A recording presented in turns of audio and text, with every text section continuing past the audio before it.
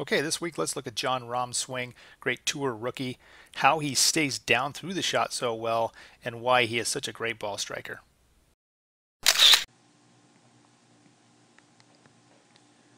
This video here, a wedge shot, probably a 100-yard shot or so with a sand wedge.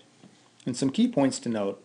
I mean, here's a very young player who's doing great out on the tour right away, and his technique certainly helps him to keep it very simple. Very short, arms very low, short backswing club in a very laid off position. Club shaft over here. The club just drops right back down to the plane, and you can see at impact, his hands and the club are right on the plane. His posture is still where it was at address, and notice his footwork. His right heel is very much down here.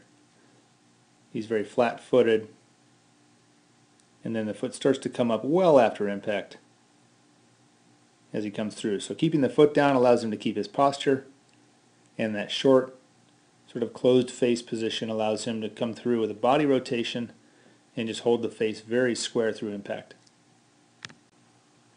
And for most of you who have had lessons with me, we talk about one plane swings and two plane swings and sort of flatter swings or more upright swings. Well, here's a player who doesn't stand necessarily super upright or massively bent over, somewhere in the middle. If anything, he's probably a little more forward than he is very upright. But throughout this swing, here comes the club get back, like we saw with the wedges. Very short, laid off position, the club shaft pointed out here to the left of the target, and a very funny looking left wrist, very bowed. Like we said, very much like a Lee Trevino. And as it comes down, he stays in his posture, and if anything, he's getting lower, which is interesting to note because players that struggle with their rounded or flat swings are always going up through impact instead of staying down. So notice here's the player really staying down